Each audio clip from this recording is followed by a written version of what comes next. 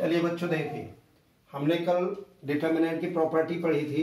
अब उनको कैसे अप्लाई करना है आज हम उस तरीके से देखेंगे।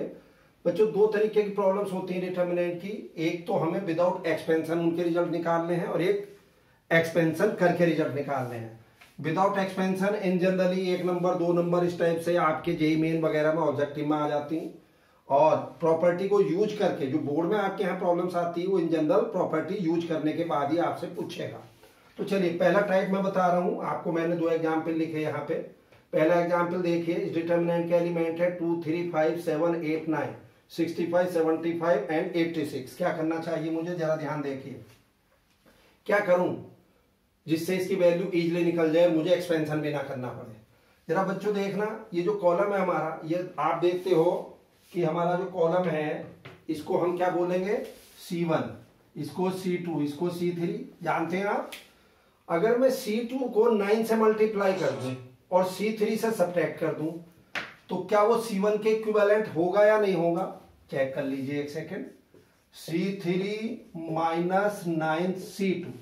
और बच्चों इसका रिप्रेजेंट करने का तरीका भी आप देखिए कैसे। मैंने ऑपरेशन किस में करा है, C3 में। क्या ऑपरेशन किया है, C3 में से 9C2 मैंने सब्ट्रैक्ट करा है। क्या करा है, 9C2। तो चलिए, चूंकि C1 में मैंने कुछ नहीं किया उसको वैसे ही लिखिए, C2 में मैंने कुछ नहीं किया उसको वैसे ही लिखिए। अब क्या किस में है ऑपरेशन, C3 में। तो C3 में भी क्या किया है, 9C2 सब्ट्रैक्ट किया है। तो कितना हो जाएगा, 9 इंटू 7 63, 65 में 63 2, 8 इंटू 9 72, 75 में से इसको सब्ट्रैक्ट करेंगे 3, 9 इंटू 9 81, इसमें से इसको सब्ट्रैक्ट करेंगे 5। कुछ समझ में आया? यस। हमारा जो कॉलम है C1 और C3 दोनों के एलिमेंट हमारे सेम हुए कि नहीं हुए? कल हमने प्रॉपर्टी पढ़ी थी, अगर किसी डिटर्मिनेंट में कोई दो या दो रो, इवन किसी 2 रो या 2 कॉलम के अगर एलिमेंट आइडेंटिकल हैं तो उस डिटर्मिनेंट की वैल्यू 0 होगी। तो क्या आंसर हो गया बच्चों इसका, 0 विदाउट एक्सपेंशन। क्लियर है जी? अब आप देखिए प्रॉब्लम नंबर 2। इसको देखने से ही हमें आइडिया लगना चाहिए कि हमें क्या करना है। देखो बच्चों जल्दी से क्या करना चाहिए। यस, मुझे समझ में आ रहा है। C3 में C2 को ऐड करिए। ऐसा करने से क्या होगा, देखिए C1 सेम ऐसे ही लिखेंगे, C2 ऐसे ही लिखेंगे क्योंकि उसमें हमने कुछ नहीं किया। अब ऐसे ही C3 में क्या करा है, C2 ऐड किया है। तो करिए A plus B plus C, A plus B plus C, A plus B plus C. जल्दी बोल दीजिए बच्चों। अब कॉलम C3 में से A प्लस बी प्लस सी बाहर कॉमन निकाल लीजिए। 1 1 1 ABC 1 1 1। क्या कहेंगे आप, चूंकि इस डिटर्मिनेंट के C1 और C3 के जो एलिमेंट हैं वो आइडेंटिकल हैं, इसलिए इसकी वैल्यू 0। तो फाइनली डिटर्मिनेंट की वैल्यू 0 आई या नहीं आई? जल्दी बोलो बच्चों। तो देख लीजिए, इसको नोट कर लीजिए या स्क्रीनशॉट ले लीजिए इसका। चलिए बच्चों देखिए 2 एग्जाम्पल और देखो इसी पे। ये भी विदाउट एक्सपेंशन ही हमें निकालना है। बस हमें यही चीज का ध्यान रखना है कि क्या ऑपरेशन हम इसमें करें ताकि हमारा आंसर इजीली आ जाए।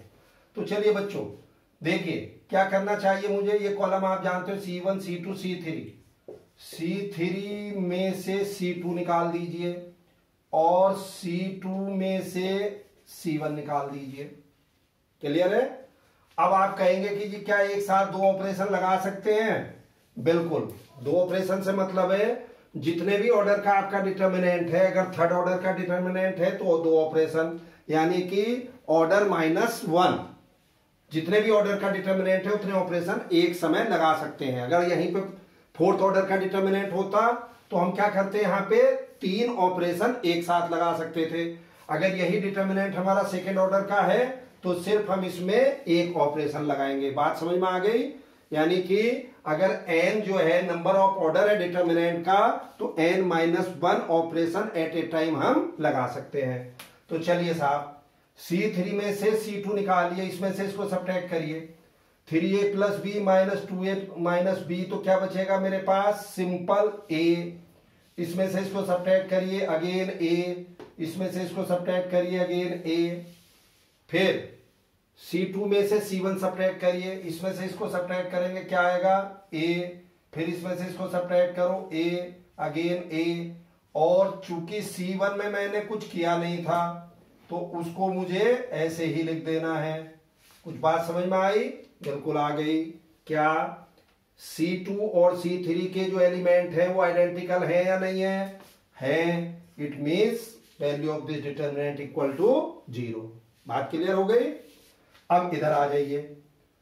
नेक्स्ट क्या है ये? 1 1 1 BC CA AB AB plus AC BC plus AB CA plus BC। बोलिए बच्चों, इसे देखते ही आपको तुरंत समझ में आ जाना चाहिए कि हमें क्या करना है। क्या करना है जी?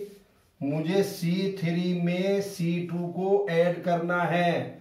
कॉलम C1 में कुछ नहीं किया था वैसे ही लिखना है, C2 में कुछ नहीं किया वैसे ही लिखना है। ऑपरेशन किस में करा था? C3 में।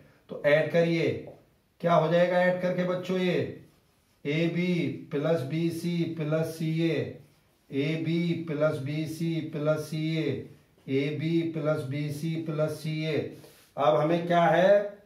AB plus BC plus CA बाहर कॉमन निकालना है, अंदर क्या आएगा?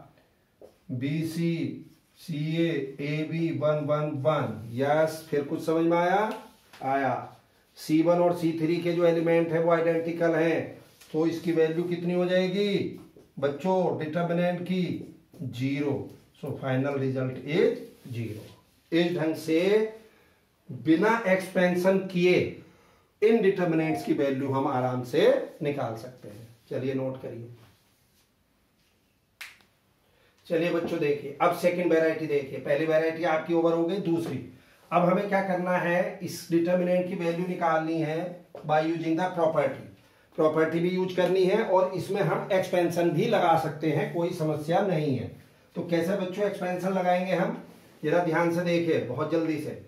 दो तरीके हैं। अच्छा, इसको भी मान लीजिए कोई बच्चा बोलता कि नहीं साहब मैं तो प्रॉपर्टी यूज नहीं करता। भाई ठीक है, नहीं करता, नहीं करेगा तो फिर कैसे करेगा? डायरेक्ट ओपन करेगा। चलिए दोनों का डिफरेंस दिखाता हूं मैं आपको। दोनों का डिफरेंस देखिए। अगर आप इसको डायरेक्ट ओपन करते हो, मान लीजिए आपने एक्सपेंड किया है अलोंग R1, R1 2 के अलोंग आप इसको एक्सपेंड कर रहे हो, तो क्या लिखेंगे? पहला एलिमेंट 2 6 5। तरीका वही बताया था मैंने, ध्यान हो तो plus minus plus minus plus alternate sign लेंगे। तो चलिए पहले 265। अब इससे जाने वाली रो और कॉलम को डिलीट करेंगे तो हमारे पास अंदर क्या बचेगा? 225 198 198 181। क्लियर है बच्चों? फिर -24 क्या आएगा? इससे जाने वाली कॉलम और रो को डिलीट करेंगे तो 240 219 198 181। बात क्लियर हुई? अगेन 219। ठीक है। अब इससे जाने वाली कॉलम और रो को डिलीट करेंगे, क्या बनेगा? ये 240 225 219 198। बात समझ में आई क्या? बिल्कुल। अब बच्चों खुद देखे जरा। यस, अगर आप अब जैसे पहला एलिमेंट होगा 265, इसकी इसमें मल्टीप्लाई करेंगे 225 181 198 इंटू 198। बात कुछ समझ में आई या नहीं आई? तो चलिए देखिए जरा, बहुत सिंपल। जब आप पहले तो इसको मल्टीप्लाई करो, फिर इसको करो, फिर इसको करो, कितनी बड़ी क्वांटिटी, और फिर ये और ये भी आपको करना पड़ेगा। तो आप जब सोच के देखिए, ये इतनी बड़ी क्वांटिटी आपके पास हो जाएगी जिसको सॉल्व करना आपके लिए बहुत भारी वर्क, भारी मीन्स टाइम टेकिंग वर्क हो जाएगा। तो ये जो डिटर्मिनेंट हम क्यों पढ़ रहे हैं? डिटर्मिनेंट इसीलिए पढ़ रहे हैं, इसकी जो प्रॉपर्टी है इसीलिए पढ़ी है ताकि हम कैलकुलेशन को इजी कर सकें। अब कैलकुलेशन इजी कैसे होगी जी? जो डिटर्मिनेंट के अंदर एलिमेंट है वो छोटे बन जाए किसी भी ढंग से। अगर वो छोटे हो गए फिर हम इस टाइप की कैलकुलेशन करेंगे तो हमारा काम इजी हो जाएगा। उनको कैसे छोटा करेंगे उनको आप देखिए। यस, चलिए बच्चों देखिए, C1 minus C2 C2 minus C3। चलिए C1 माइनस C2, C1 में से C2 निकालिए, कितना बचेगा? ये 25 बचेगा कि नहीं? अब 240 में से 225 15, 219 में से 198 21। देखना ये कितनी बड़ी संख्या कितनी हो गई। अब C2 में से C3 निकालिए, इसमें से इसको निकालिए 21 और C2 माइनस C3 और 225 में से इसको निकालिए 27, इसमें से इसको निकालिए, कितना बचेगा? 17। और चूंकि इसमें हमने कुछ किया नहीं था इसलिए इसको हमें ऐसे ही लिखना पड़ेगा। बात समझ में आई क्या? आ गई। आप खुद देखिए, ये इतने बड़े बड़े एलिमेंट थे, कितने छोटे आपके हो चुके। केवल एक ही कॉलम बचा है जिसके एलिमेंट बड़े हैं, उसको भी हम छोटा कर लेंगे। अभी कैसे करेंगे? चलिए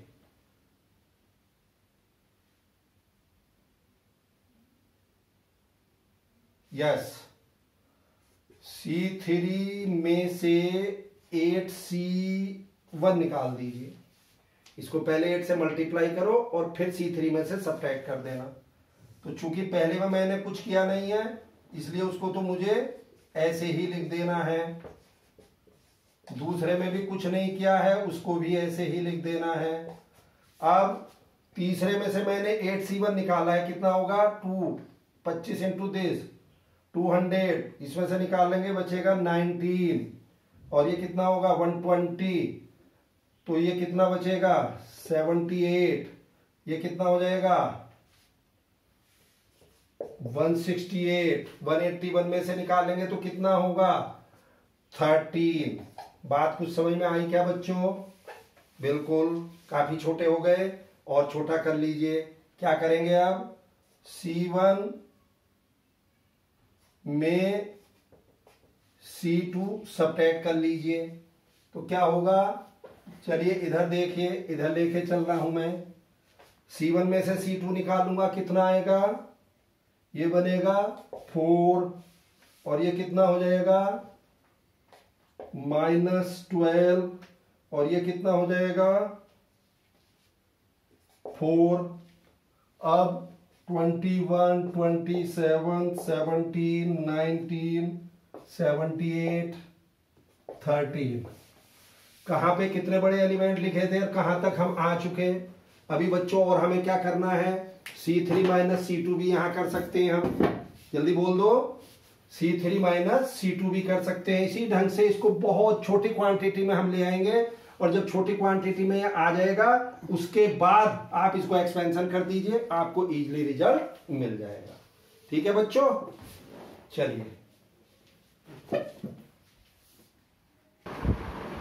चलिए बच्चों नेक्स्ट प्रॉब्लम देखिए। इसी पे कैसे हम प्रॉपर्टी को यूज करते हुए एक्सपेंशन करेंगे।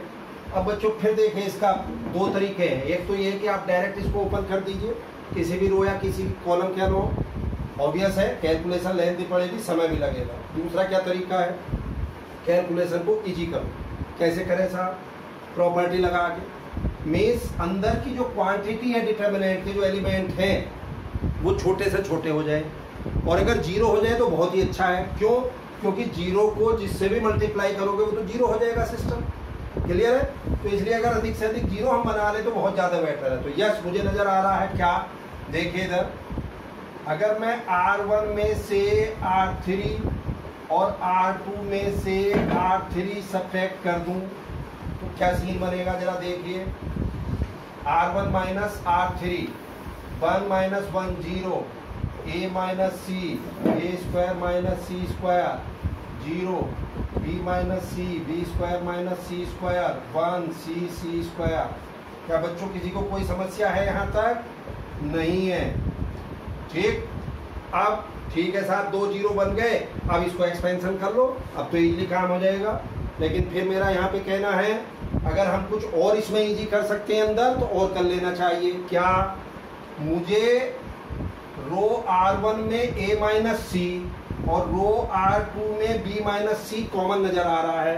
कैसे भाई, A square minus C square को हम A minus C A plus C, यहाँ B minus C B plus C लिख देंगे। तो चलिए R1 में यहाँ लिखेंगे भी, बोर्ड वाले बच्चे जो हैं वो लिखेंगे taking common A minus C from R1 and B minus C from R2। तो चलो जल्दी देखो, A minus C B minus C, ठीक है बच्चों। अब अंदर क्या आया, 0 1 A plus C, 0 1 B plus C 1 C square. कुछ बच्चों समझ में आई क्या बात यहाँ पे, बोलो क्या समझ में आई कि हमारे 2 0 बन गए और अंदर भी 1 1 नजर आ रहे हैं, यानी कि कैलकुलेशन अब इजी हो जाएगी। एक तरीका ये कि बच्चों यहीं पे एक्सपेंड कर दो, एक तरीका और भी मुझे यहाँ नजर अभी आ रहा है। भाई 2 0 तो है ही है, अगर और एक 2 0 बन जाए तो क्या परेशानी है, कुछ नहीं। तो क्या बन रहा है, मुझे क्या बन रहा है देखिए, R1 में से R2 सब्ट्रैक्ट करिए। चलिए बच्चों देखिए क्या आएगा finally, A minus C B minus C और अंदर क्या बनेगा 0 0 R1 माइनस R2, यानी कि इसमें से इसको सब्ट्रैक्ट करा A plus C minus B minus C, तो A माइनस बी नजर आया कि नहीं आया, बोलो जी। अब 0 1 B plus C 1 C square, बोलिए बच्चों यहाँ तक कोई समस्या नहीं। अब देखिए 3 0 बन गए, 2 1 है, कितना इजी हो गया कैलकुलेशन हमारा, आपको दिखा रहा हूँ खुद। तो कैसे करेंगे देखो, a minus C B minus C. चलिए साहब, अब किसके अलाउंग ओपन कर रहा हूँ मैं, किसी के भी अलाउंग कर दो, चाहे R1 के अलाउंग चाहे C1 के, वो आपकी मर्जी है। मैं R1 के अलाउंग ओपन कर रहा हूँ, तो देखिए 0, इससे जाने वाली रो और कॉलम को डिलीट करिए, 1 B plus C square minus 0। बच्चों माइनस क्यों लिया साइन मैंने, plus minus plus alternate sign बताए थे कि नहीं। चलिए अब इससे जाने वाली कॉलम और रो को डिलीट करिए, तो 0 1 और b प्लस सी इंटू सी स्क्वायर, ठीक, प्लस a माइनस बी और अंदर क्या बचेगा, इससे जाने वाली रो और कॉलम को डिलीट करेंगे हम, 0 1 1 सी। यहाँ तक कोई समस्या नहीं। तो चलिए साहब a minus C B minus C, अंदर क्या होगा, चूंकि बाहर 0 है, अंदर कुछ भी होता रहे 0, a भी 0 और यहाँ a माइनस बी। अब इसको क्रॉस मल्टीप्लाई करेंगे दिस इंटू दिस, तो 0 इंटू सी 0 माइनस 1। बात समझ में आई या नहीं। तो क्या हुआ ये, a minus C B minus C 0 minus 0 और ये माइनस बाहर है, तो माइनस a माइनस बी। तो finally a minus C B minus C और ये माइनस बाहर आ गया, a माइनस बी। तो फाइनली क्या हुआ बच्चों, a minus B minus C और c माइनस a, ये माइनस इधर ले गया। तो रिजल्ट आपका आया कि नहीं आया। अब जस्ट सोच के देखिए, अगर मैं यहीं पे इसको डायरेक्ट एक्सपेंशन लगा देता तो बच्चों एक तो टाइम बहुत अधिक लगता और मे भी कैलकुलेशन आपकी कंप्लीट ना हो पाती, यानी कि आप फंस जाते। अब आप कहेंगे कि नहीं भाई प्रॉपर्टी भी यूज कर रहे हैं, लेंथ भी तो काफी हो रहा, नहीं लेंथ भी आपको इसलिए लग रहा क्योंकि पहली प्रॉब्लम्स है और मुझे एक एक स्टेप समझाना पड़ रहा है। जिस समय आपको ये समझ में आ चुकी होगी, मुझे उम्मीद है 1 मिनट भी इस प्रॉब्लम को करने में आपको नहीं लगेगी, इसलिए लेंथी नहीं है। इनिशियल स्टेज में आपको ऐसा लग सकता है ऐसे। तो पर्पज क्या है, प्रॉपर्टी क्यों पढ़ी हमने, डिटर्मिनेंट की समझ में आ गया। प्रॉपर्टी का मतलब होता है कैलकुलेशन को इजी करना।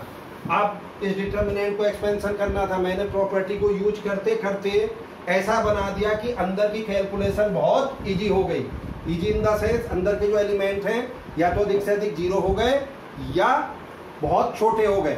और अब जैसा मैं आपको दिखा चुका, चूंकि 0 को किसी से भी मल्टीप्लाई करेंगे तो वो उसको 0 बना देगा, इसलिए हमारी यहाँ पे जितने अधिक से अधिक 0 बन जाए उतनी ही प्रॉब्लम हमारी इजीली सॉल्व हो जाएगी। बात क्लियर है। अब जैसे बच्चों मैंने ये करके दिखाया आपको, इवन आप ये नहीं ना भी करें तो भी कोई अंतर नहीं है, सीधे सीधे यहीं पे क्या लेते हैं हम, देखिए 0 और अंदर क्या लिखते हैं, यानी कि इससे जाने वाली रो और कॉलम को डिलीट करेंगे तो क्या लिखते हैं हम यहाँ 1 इंटू सी स्क्वायर और सी बी प्लस सी, ये डायरेक्ट भी लिख सकते थे, आंसर 0 है, मतलब ऐसे नहीं भी लिखे तो इवन डायरेक्ट भी यूज कर सकते हो, आपकी मर्जी।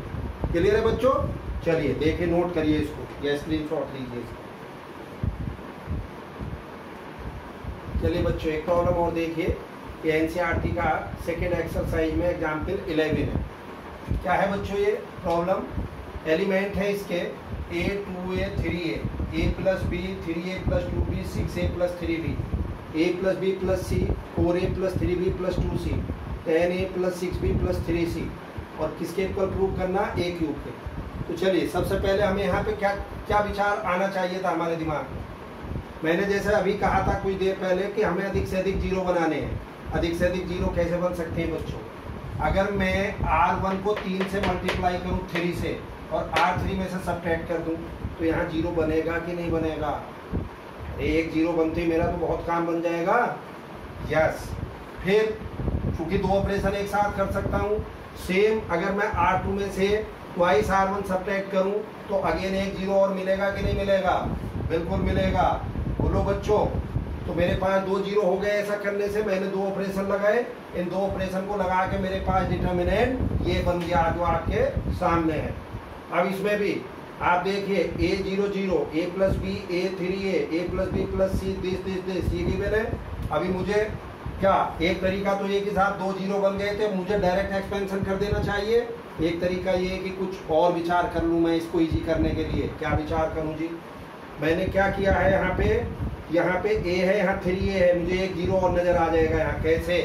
R3 में से 3 R2 सब्ट्रैक्ट कर दीजिए, तो ऐसा करने से मेरे पास एक ये वाला जीरो और बन गया और 7a प्लस 3b सिंपल एक क्वांटिटी a में कन्वर्ट हो गई। तो देखें कितना इजी हो गया, एक जीरो भी मिला और एक कहना चाहिए सिंपल एंट्री मिली मुझे। क्लियर है? अब आप चाहो तो डायरेक्ट ओपन कर सकते हो, अदरवाइज यहाँ पे भी और कुछ कर सकते हो। क्या? जैसे मैंने कॉलम C1 में से a कॉमन लिया तो मेरे पास डिटर्मिनेंट ये बनेगा भाई, a की जगह 1 हो गया 1 0 0, डिटर्मिनेंट ये आ गया। फिर मुझे नजर आया कि यार इधर R3 में से भी a कॉमन लिया जा सकता है, वो भी मैंने लिया। फिर मेरा डिटर्मिनेंट ये बना। अब चूंकि बाहर a स्क्वायर हो गया, अंदर मेरे पास 1 2 3 जीरो हैं और देखिए सिंपल क्वांटिटी एलिमेंट ये एंट्री कितनी इजी है। अब मैंने इसको डायरेक्ट एक्सपेंशन कर दिया किसके अलोंग, और बोर्ड वाले बच्चे यहाँ लिखेंगे, यहाँ पे ये सेंटेंस लिखेंगे एक्सपेंडिंग अलोंग C1, किसके अलोंग? C1 के। और ये फाइनली हमारा रिजल्ट आ गया A थे। तो मैं नहीं समझता बच्चों, डिटर्मिनेंट बहुत टिपिकल चीज है। और थोड़ा सा बता दूं इसके बारे में, जब तक आपको नहीं समझ में आता तब तक आपको कैसा भी लग सकता, लेकिन मैट्रिक्स और डिटर्मिनेंट दोनों ही टॉपिक बोर्ड के पॉइंट ऑफ व्यू से भी बहुत ईजी हैं और अच्छी खासी क्वांटिटी में आते हैं। 10 नंबर से ऊपर की क्वांटिटी इनकी बनती है। दूसरी चीज, जो बच्चे जेईई मेन का एग्जाम देंगे, ऑब्वियस है ऐसा भी नहीं कि सभी बच्चे बोर्ड की तैयारी करेंगे, कुछ बच्चे कंपटीशन IIT वगैरह या दूसरे इंजीनियरिंग कॉलेज के लिए भी जाएंगे। तो जो बच्चे जेईई यानी कि IIT के लिए तैयारी करेंगे, उसमें मैट्रिक्स डिटर्मिनेंट का बहुत बड़ा रोल है। आप इवन ये मान लीजिए कि जब तक IIT में जेईई मेन में 30 प्रॉब्लम्स आती थी, इन 2 चैप्टर में कम से कम 3 से 4 प्रॉब्लम आती थी। अब इस साल से जैसे 25 प्रॉब्लम्स ईच सब्जेक्ट हो गई हैं, तो 25 में भी मिनिमम दोनों चैप्टर से 3 प्रॉब्लम मिलेंगी ही मिलेंगी हर कीमत पे। और चूंकि बहुत टिपिकल नहीं होती, इसलिए इन दोनों चैप्टर को बहुत बढ़िया ढंग से आप समझ लीजिए। चलिए नोट करिए इसको।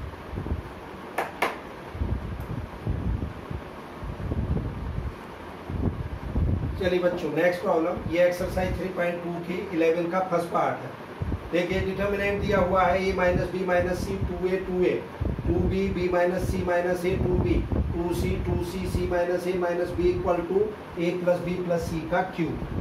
चलिए बच्चों एक चीज और बता दूं मैं आपको आपके ध्यान के लिए, जब भी हमें कोई चीज ऐसी प्रूव करनी है जिसकी हायर पावर हो, जैसे यहाँ पावर 3 देख रहे हो आप, अगर ये सिंगल एक फैक्टर होता कोई समस्या नहीं थी, इवन 2 फैक्टर होते तो भी, या 2 से अधिक मीन्स 3 या 4 फैक्टर हों, तो ऐसे केस में ये मान लेना चाहिए कि ये a प्लस बी प्लस सी बाहर कॉमन जरूर निकाला गया होगा, क्योंकि जब इसको बाहर हम कॉमन निकालेंगे एक या एक से अधिक रो या कॉलम में, तभी इसकी पावर हमें अधिक से अधिक मिलेगी। सिंपल कैलकुलेशन करके आप सोचिए इसको क्यूब जब निकालेंगे कितनी लेंदी कैलकुलेशन बैठ जाएगी। तो ये बात भी आपको ध्यान करनी है। ध्यान करने की बातें मैंने क्या क्या बताई, एक तो कैलकुलेशन इजी करने के लिए अंदर हमें अधिक से अधिक जीरो बनाने हैं, फिर कोशिश करनी है कि अधिक से अधिक चीजों को बाहर कॉमन निकाल लिया जाए। तीसरी चीज मैंने बताई कि जब प्रूव करने वाली क्वांटिटी हायर पावर में हो तो ये मान लेना चाहिए कि वो पावर, वो फैक्टर बाहर कॉमन जरूर आएगा, तभी हमारी कैलकुलेशन इजी होगी। चलिए अब देखिए सिंपली क्या करा साहब मैंने, मुझे कुछ नजर आया इसमें। क्या नजर आया, मैंने देखा कि यार R1 में अगर मैं R2 R3 को ऐड कर दूं तो मेरे R1 के सारे element A plus B plus C, A plus B plus C, A plus B plus C बन जाएंगे। मुझे विचार करा, सोचा मैंने। और बच्चों एक चीज और बताऊं, डिटरमिनेंट की प्रॉब्लम्स करने का तरीका सबका अलग अलग हो सकता है, मेरा अलग, तुम्हारा अलग, तीसरे का अलग, बुक का अलग। इसमें कोई ऐसा ऑथेंटिक मेथड नहीं है कि सब के सॉल्यूशन एक ही जैसे हों, बस किस बच्चे के दिमाग में क्या आ जाए। बाकी इन 3-4 बातों का ध्यान करना है जो मैंने अभी आपको 2 मिनट पहले बताई। तो ऐसा करने से क्या हुआ, A प्लस बी प्लस सी मैंने R1 में से कॉमन निकाल लिया। बोलिए बच्चों, क्या करा, कॉमन निकाल लिया। अंदर क्या बचा, 1 1 1। भाई जब 3 1 आपको नजर आ जाए डिटरमिनेंट में, समझ लेना 50% मंजिल आपकी मिल चुकी होगी, 50% प्रॉब्लम खत्म हो गई आपकी, ऐसा समझ लीजिए। क्यों, क्योंकि 3 1 का 2 0 तो हम आराम से बना ही लेंगे और भी कुछ नहीं होगा। तो देखिए क्या करा मैंने, C1 minus C3, C2 minus C3 करा। तो ऐसा करने से मेरे पास ये एक तो 2 0 बन गए, और 2 ही नहीं बने बल्कि 3 बन गए, क्योंकि जब C1 में से C3 निकाला मैंने तो ये 2B में से 2B निकालने से 1 0 मेरे पास और बन गया। बात बच्चों क्लियर हुई। अब इसको देखने से कुछ आइडिया लग रहा है आपको क्या, C1 के एलिमेंट क्या है, 0 0 A plus B plus C. C2 के एलिमेंट क्या है, 0, बाहर कॉमन आ गया minus A plus B plus C, A plus B plus C. Yes, मुझे नजर आ रहा है, क्या नजर आ रहा है, C1 में से A plus B plus C common निकाल लो, C2 में से भी A plus B plus C common निकाल लो। तो finally A plus B plus C एक तो पहले से बाहर था और 2 ये आ गए, तो पावर 3 बाहर होगी या नहीं होगी, बोलो। अब अंदर क्या बचा, 0 0 1, 0 माइनस 1 1 एंड 1 2 भी दिस। अब मैं समझता हूँ ये इतनी इजी सी कैलकुलेशन होगी, जब 3 0 3 1 4 1 इसमें दिखाई दे रहे हैं, अब कुछ नहीं होगा। फिर भी अगर और थोड़ा सा दिमाग को आप चलाना चाहो तो चला लो। जैसे 1 0 और बन जाएगा, कैसे बन जाएगा, C2 में से C1 निकाल दो। जब C2 में से C1 निकालेंगे यानी 1 माइनस 1, तो 1 0 यहाँ मुझे और नजर आ रहा है। तो मेरे पास 3 0 की बजाय कितने 0 हो गए, 4। अगर किसी डिटरमिनेंट में 4 एंट्री 0 की हो तो समझ लीजिए 90% प्रॉब्लम्स आपकी ओवर हो चुकी। अब कुछ नहीं, बस मैंने अलोंग C1 इसको एक्सपेंड किया है। तो C1 के अलोंग जब किया, पहला एलिमेंट लिया मैंने 0, तो अंदर डिटरमिनेंट में इससे जाने वाली रो और कॉलम को डिलीट करेंगे। दिस दिस दिस दिस मैंने लिखी नहीं है, वो आप लिख लेंगे क्योंकि उसमें कुछ ऐसा स्पेशल नहीं है। बात बच्चों समझ में आ गई, क्या करना है हमें, यस। चलिए इसको नोट करिए।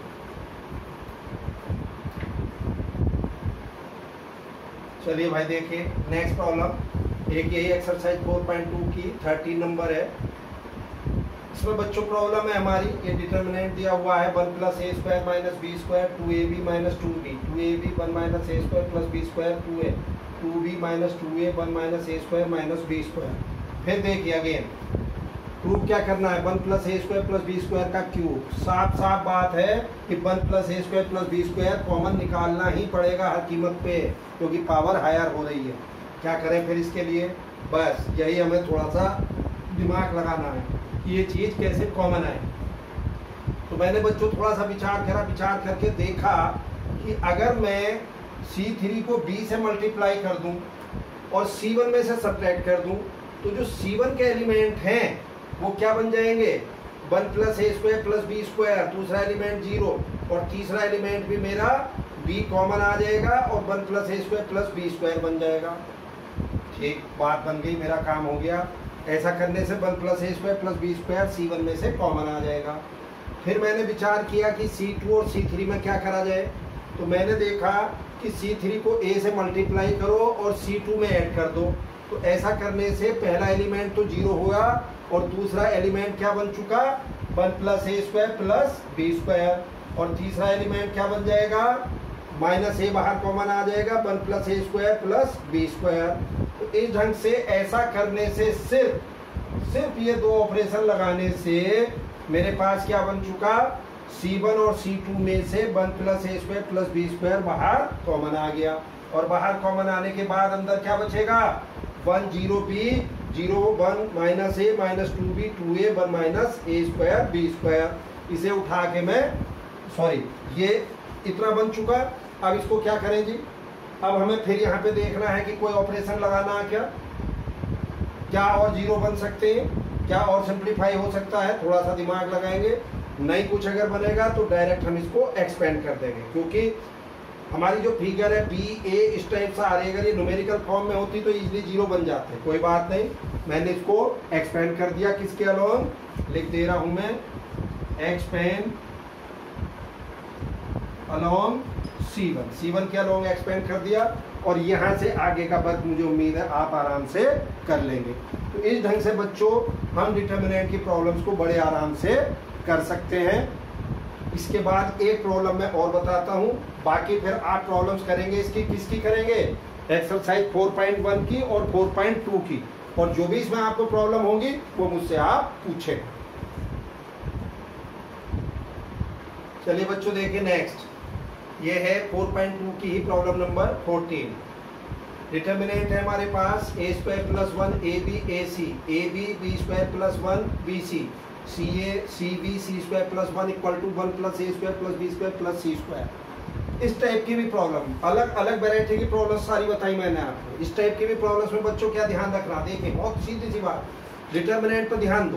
केवल यहाँ एक पूरे C1 या R1 एक कॉलम या एक रो में सिर्फ एक टर्म स्क्वायर का है, बाकी टर्म जो है वो लीनियर फॉर्म में है।